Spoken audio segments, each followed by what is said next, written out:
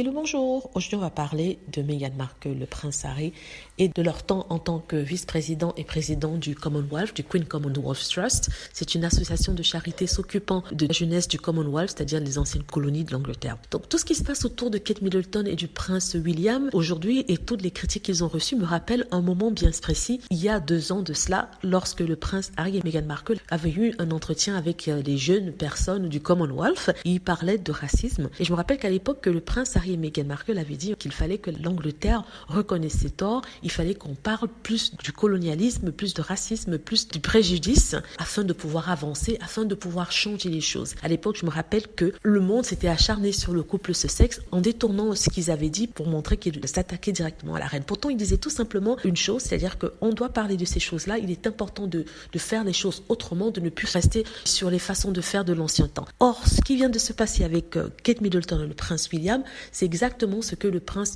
Harry reprochait. C'est-à-dire qu'ils ont agi en se présentant dans les Caraïbes comme le faisait la reine il y a 50 ans. Or, ce qui était acceptable il y a 50 ans, c'est-à-dire que voilà, des personnes d'Angleterre viennent, enfin de couleur blanche, anciens colons, viennent aux Caraïbes, pays populés descendants d'anciens esclaves, pour danser, sourire, chanter. Ce n'est plus acceptable aujourd'hui. Ça l'était peut-être il y a 50 ans, ou peut-être même pas, on n'en entendait pas parler.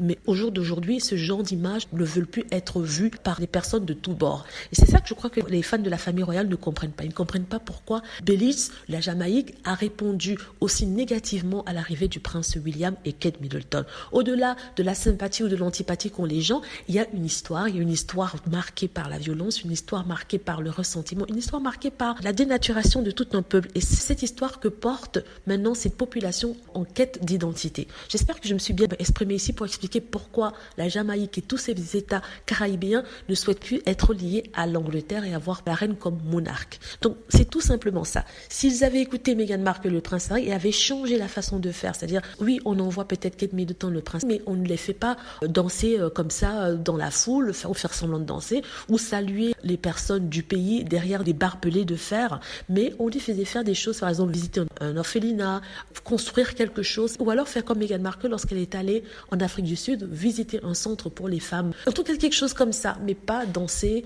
se mettre à taper des tambours et des tam-tams, comme s'il n'y avait que ça de représentatif de la culture du pays. C'est tout ce que je voulais dire. Dites-moi ce que vous en pensez. J'espère que vous avez aimé la vidéo. N'hésitez pas à cliquer sur like si c'est le cas, à vous abonner pour plus de vidéos et à cliquer sur la petite cloche afin d'être averti lorsque je poste une nouvelle vidéo. Merci.